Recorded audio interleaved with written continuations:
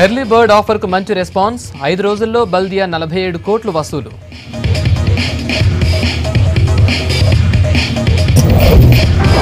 Plastic నిషేధాన్ని పట్టించుకొని GHMC ప్రజల్లోనే చైతన్యం రావాలన్న అధికారులు. సిటీలో national level innovation summit startup expo బాగుందన్న వ్యాపారులు. నిబంధనల ప్రకారమే టీటీఎల్ నిర్వహించాం, హెచ్సీఏలో అవినీతి లేదన్న వివేక్ వెంకటస్వామి. నోరూరిస్తోన్న వెరైటీ మిల్క్ షేక్స్, కొత్త ఫ్లేవర్స్ రాకతో పెరిగిన క్రేజ్.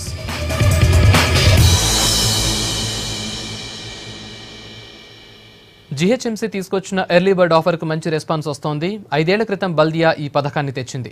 ఏడాది చివరిలో పన్ను కట్టడం కన్నా ముందే చెల్లించడం మేలని జనం భావిస్తున్నారు. చాలా మంది సిటిజన్లు ముందస్తుగా ఆస్తి పన్ను చెల్లిస్తున్నారు. దీంతో ఎర్లీ బర్డ్ కౌంటర్లు పన్ను చెల్లింపుదారులతో కిటకిట్లాడుతున్నాయి.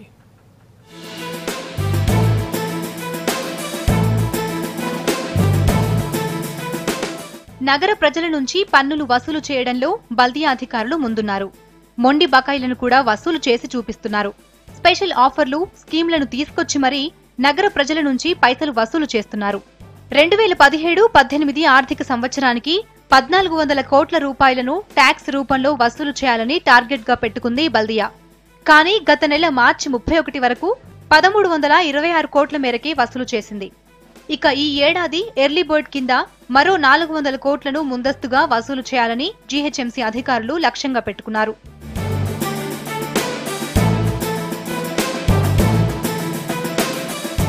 గత 5 ఏళ్లుగా బల్దియా ఎర్లీ బర్డ్ ఆఫర్ కింద బాగానే వసూలు చేస్తోంది. ఈ ఏడాది చివర్లో పన్నులను చెల్లించడం కన్నా ముందస్తుగా చెల్లిస్తే 5% రాయితీ కల్పిస్తోంది. దీంతో గత 5-6 ఏళ్లుగా జీహెచ్ఎంసీలో ఎర్లీ బర్డ్ ఆఫర్ కు మంచి రెస్పాన్స్ వస్తోంది.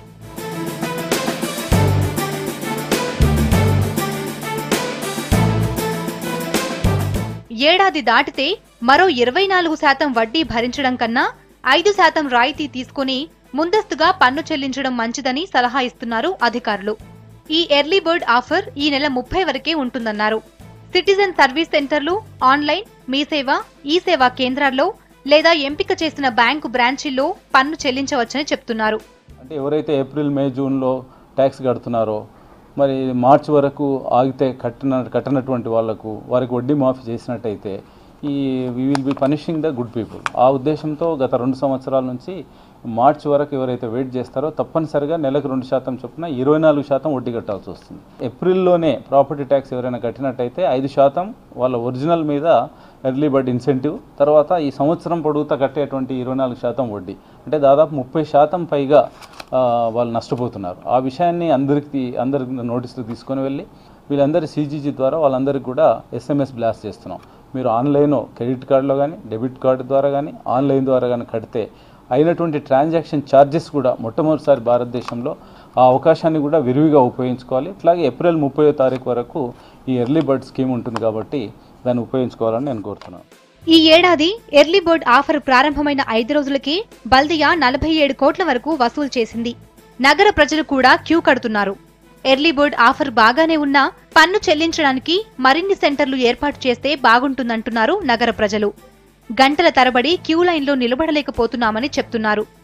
When I came to just remit the amount, there are 4 counters. There are a lot of rush. As the central government do in post office, there will be exclusive citizen, exclusive counter for citizen is not here. I am waiting for this. I am a retired person. I am senior citizen. It's not good enough, no.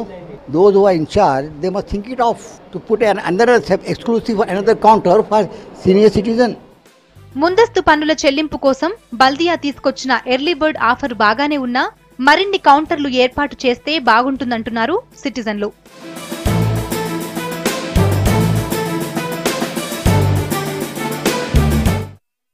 సిటీలో ప్లాస్టిక్ను నిషేధించాలని బల్దియా decide అయింది. ఉగాది తర్వాత సిటీలో ఎవరైనా ఎక్కడైనా నిషేధిత plastic అమ్మినా, వినియోగించినా చర్యలు తప్పవని అధికారులు, నేతలు వార్నింగ్ ఇచ్చారు. అవసరమైతే మేయర్, కమిషనర్లే రంగంలోకి దిగుతారని కూడా ప్రకటించారు. కానీ పండగ అయిపోయి నెల రోజులు కావస్తోంది. అయినా ప్లాస్టిక్పై సమరం మొదలు కాలేదు.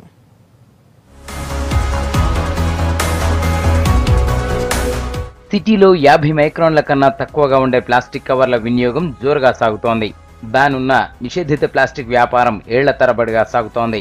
హైదరాబాద్ ను అడ్డాగా చేసుకుని కొందరు వ్యాపారులు ఇతర రాష్ట్రాల నుంచి దిగుమతి చేస్తూ ఉంటే మరికొందరు మాత్రం ఇక్కడే కంపెనీలు పెట్టి మరీ తయారు చేస్తున్నారు. దీంతో సిటీలో ఏటా 100 కోట్ల విలువైన నిషేధిత ప్లాస్టిక్ కవర్లు యథేచ్ఛగా మార్కెట్లోకి వస్తున్నాయి.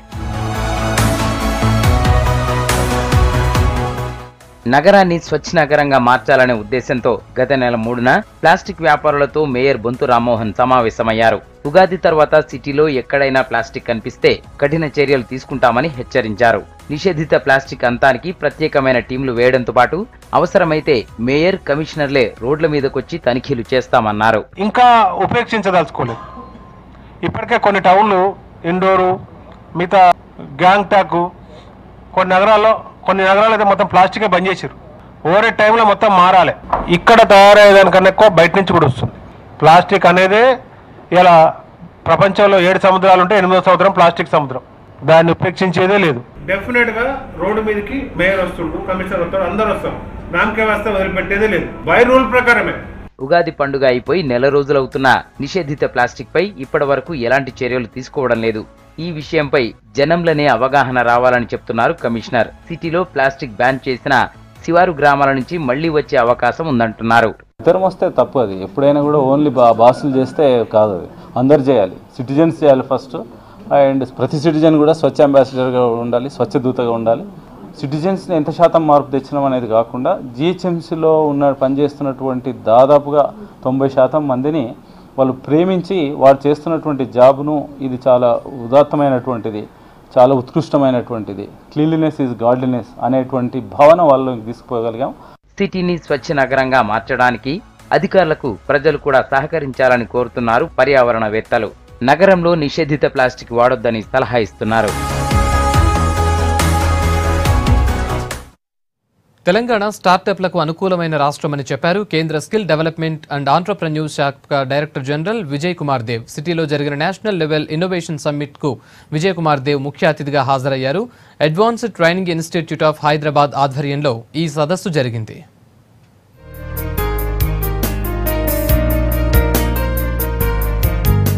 శివం రోడ్లోని advance training institute of Hyderabad లో నేషనల్ లెవెల్ ఇన్నోవేషన్ సమ్మిట్ జరిగింది. ఈ కార్యక్రమానికి కేంద్ర స్కిల్ డెవలప్మెంట్ అండ్ ఆంట్రప్రెన్యూర్షిప్ శాఖ డైరెక్టర్ జనరల్ విజయ్ కుమార్ దేవ్, రాష్ట్ర ఐటీ సెక్రటరీ జయేష్ రంజన్ హాజరయ్యారు. ప్రస్తుత యువత స్వశక్తితో ఎదిగేందుకు ఆసక్తి చూపిస్తోందని అన్నారు Vijay Kumar Dev. And one of the biggest strengths of India in its march towards becoming a successful and highly flourishing economy of the world is our strength of youth. And the strength of youth is a demographic dividend which we have to reap. Because it has also been seen in the world that the youth, if they are not appropriately harnessed in terms of utilizing their constructive energies, the same demographic dividend can also become a demographic disaster. Summit లో స్టార్టప్లు రూపొందించిన వివిధ technology మెషిన్లు ప్రదర్శించారు. సిటీలో మొదటిసారిగా startup expo జరగటం సంతోషంగా ఉందన్నారు వ్యాపారులు. విద్యార్థులకు స్టార్టప్స్ పై అవగాహన పెంచేందుకు ఎక్స్పో చాలా ఉపయోగపడుతుందన్నారు. పంటలకు ఎరువులు, మందు చల్లడానికి మనుషులతో అవసరం లేకుండా తనోస్ టెక్నాలజీస్ కొత్త ఎక్విప్మెంట్ తీసుకొచ్చింది. ఈ ప్రోడక్ట్ వచ్చేసి అగ్రికల్చర్ పెస్టిసైడ్ స్ప్రేయింగ్ డ్రోన్ అంటాం. పంట పొగాలో పురుగు మందు పిచికారీ కోసం యూజ్ చేస్తుంటాం అనమాట. యూజువల్గా మేము ఎందుకు తయారు చేసాం ఇది రీజన్ అంటే ఫార్మర్స్కి, రైతులకి లేబర్ దొరకడం అనేది చాలా కష్టమైంది. ఫార్మర్స్కి ఆ ప్రాబ్లమ్స్ అన్ని సాల్వ్ చేయడం కోసము ఏ మనుషుగా ఇంటర్వెన్షన్ లేకుండా ఆటోమేటిక్గా పురుగు మందు చల్లే ఈ యంత్రాన్ని మేము తయారు చేసాము. దీని కెపాసిటీ వచ్చేసి 5 లీటర్లు, 15 లీటర్ల డ్రోన్ కూడా మా దగ్గర ఉంది. సదస్సులో 40 స్టాళ్లు ఏర్పాటు చేశారు నిర్వాహకులు. స్టాల్స్ లో ప్రొడక్ట్లను ప్రదర్శనకు పెట్టి వాటి పనితీరును వివరించారు. ఇది main concept is agriculture Motors. అంటే అగ్రికల్చర్ మోటార్స్ రన్ చేయడానికి ఇప్పుడు సప్లై విలేజెస్లో సప్లై ఉండదు. సప్లై వచ్చినప్పుడు మనం హడావిడిగా అక్కడ పోనవసరం లేదు. త్రూ మొబైల్ ద్వారా మనము మోటార్స్ని ఆన్ ఆఫ్ చేసుకోవచ్చు. నువ్వు ఇక్కడ యాప్ ఏమి యూజ్ చేయడం లేదు. ఓన్లీ జిఎస్ఎం సిమ్ ఇక్కడ ఇన్సర్ట్ చేసాము. GSM technology, mobile technology only. Just SMS cost is ఇక్కడ మనకు బేరవుతుంది అంతే. ఎక్స్పో ద్వారా ఇన్నోవేటివ్ ఐడియాస్, స్టార్టప్, కొత్త టెక్నాలజీ గురించి తెలుస్తాయన్నారు విద్యార్థులు. ఎక్స్పోకి హాజరవ్వటం చాలా సంతోషంగా ఉందన్నారు. ప్రేరణ 2018 టెకిస్ట్ నెస్ట్ నుంచి ఉంది. ఇక్కడ చాలా డిఫరెంట్ స్టాల్స్ ఉన్నాయి. చాలా తెలుసుకుంటాం మనం డిఫరెంట్ స్టాల్స్ నుంచి. They are different kinds of stalls where we know about mobile accessories and wastage of things. ఇక్కడికి వచ్చినందుకు నాకు చాలా బాగా అనిపించింది. ఈ స్టాల్స్ని ఇవన్నీ చూస్తే చాలా నేర్చుకున్నా, ఇంకా చాలా యూస్ఫుల్ ఉన్నాయి. మన జనరేషన్ని బట్టి వచ్చాయి ఇక్కడ అన్నీ. సో న్యూ జనరేషన్ కాబట్టి అన్నీ బాగా ఉన్నాయి. ఎక్స్పోలో అన్ని వర్గాలకు ఉపయోగపడే స్టార్టప్ కంపెనీలు పాల్గొన్నాయి. మరోవైపు సమ్మిట్కు విద్యార్థులు భారీగా తరలివచ్చారు. లోధా కమిటీ సిఫార్సులు అమలు చేస్తున్న ఏకైక అసోసియేషన్ హైదరాబాద్ క్రికెట్ అసోసియేషన్ అని చెప్పారు హెచ్సీఏ ప్రెసిడెంట్ వివేక్ వెంకటస్వామి. శేష్ నారాయణ చేస్తున్న ఆరోపణల్లో వాస్తవం లేదన్నారు. నిబంధనల ప్రకారమే టీటీఎల్ లీగ్ నిర్వహించామన్నారు. ఎలాంటి ఆడిటింగ్ అయినా రెడీగా ఉన్నామని చెప్పారు. హెచ్సీఏలో అవినీతి జరుగుతుందన్న ఆరోపణల్లో అర్థమే లేదన్నారు Hyderabad cricket association president Vivek Venkataswamy. అసలు బీసీసీఐ నుంచి తమకు ఎలాంటి నిధులు, సబ్సిడీలు రావడం లేదన్నారు. Hyderabad cricket association has not received any monies, any subsidies from BCCI. Anybody wants to check an external auditor or whoever the court appoints, we are willing to keep our books open. Shesh Narayana తప్పుడు ఆరోపణలు చేస్తున్నారని మండిపడ్డారు వివేక్. దేశంలో Lodha committee సిఫార్సులను అమలు చేస్తున్న ఏకైక association HCA అని చెప్పారు. టీటీఎల్ లీగ్ కి అపెక్స్ కౌన్సిల్ అనుమతి ఉందన్నారు. లీగ్ నిర్వహణకు ఆమోదం తెలిపినప్పుడు శేష్ నారాయణ కూడా ఉన్నాడని స్పష్టం చేశారు Vivek. By the Secretary of Hyderabad Cricket Association, who was suspended earlier, saying that for the inter-district tournaments, the revenue for Hyderabad Cricket Association as against the sponsorship amount of 40 lakhs. Mr. Shesh Narayan, being a member of the Apex Council, to all the approvals granted by the Apex Council, Shesh Narayan himself proposed in the annual general body meeting that inter-district tournament should be held. He is the person who gave this expression of interest for people to come and sponsor and also for buying of the teams. HCA సీఈఓని rules ప్రకారమే appoint చేశామని clarity ఇచ్చారు. శేష్ నారాయణ వల్ల HCA పరువు పోతుందన్నారు. తప్పుడు ఆరోపణలు చేస్తున్న శేష్ నారాయణపై పరువు నష్టం దావా వేస్తామన్నారు. The chief executive officer appointed by the Apex Council is an employee of Visakha Industries. We strongly deny it. Hyderabad Cricket Association advertised for appointment of CEO as per the Lodha Committee recommendations, and out of all the applications which we received, by the guidelines of the Lodha Committee, that the CEO should have adequate management experience and having sound knowledge of cricket. The Apex Council unanimously approved the name of Mr. Pandurangamurthy. We are definitely going to file criminal defamation suit against the secretary. ఇక IPL మ్యాచ్లతో హెచ్సీఏకు సంబంధం లేదని చెప్పారు వివేక్. టికెట్లు, పాస్ల విషయం sun Risers చూసుకుంటోందని స్పష్టం చేశారు. These IPL matches are being held in Uppal Cricket Stadium under the management of Sunrisers. Sunrisers are responsible for ticketing and issuing of passes. 100% హెచ్సీఏలో అవినీతి లేకుండా చేస్తామన్నారు వివేక్. ఎట్టి పరిస్థితుల్లో అక్రమాలను సహించమన్న ఆయన దోచుకోవడం తెలిసిన వాళ్లే తమపై తప్పుడు ఆరోపణలు చేస్తున్నారని మండిపడ్డారు. హైదరాబాద్ జీఎంసీ బాలయోగి స్టేడియంలో కేంద్రీయ విద్యాలయ అథ్లెటిక్ మీట్ గ్రాండ్గా ప్రారంభమైంది. ఈ మెగా ఈవెంట్ని KVS Hyderabad division assistant commissioner Manjunath ప్రారంభించారు. గచ్చిబౌలి స్టేడియంలో 2 రోజుల పాటు జరిగే అథ్లెటిక్ మీట్లో వివిధ కేంద్రీయ విద్యాలయ స్కూల్స్ నుంచి 275 మంది విద్యార్థులు పాల్గొంటున్నట్లు ఆర్గనైజర్స్ తెలిపారు.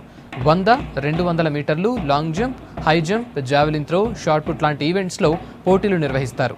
ఇందులో టాలెంట్ చూపించిన విద్యార్థుల్ని త్వరలో జరిగే నేషనల్ మీట్కి ఎంపిక చేస్తామన్నారు.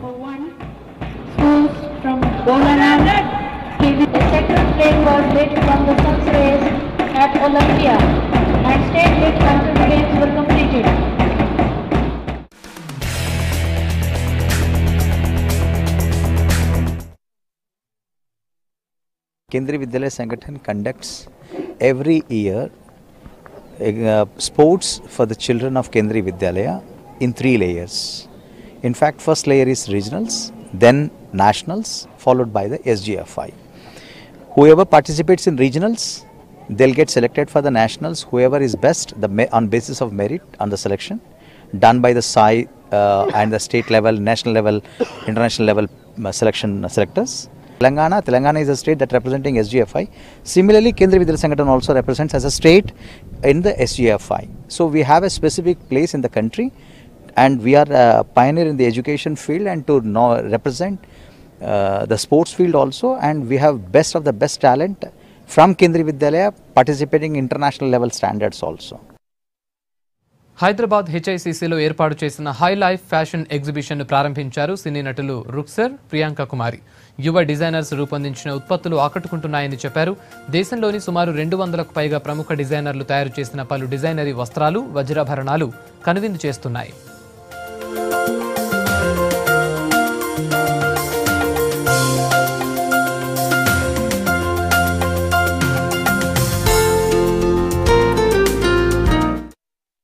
ఈరోజు high life exhibition I've just seen it and come and చాలా great collection and beautiful collection and it's a great opportunity for all the girls to come and see and buy such amazing stuff. So I'm really glad that I got to be a part of this, so thanks to all of y'all. And it has great collection in terms of like all wedding, and in terms of all dressing up for girls for evening wears, and even in terms of home style, home stuff and everything. So it's all under one roof, and all of you should come and have a look at the collection because it's amazing.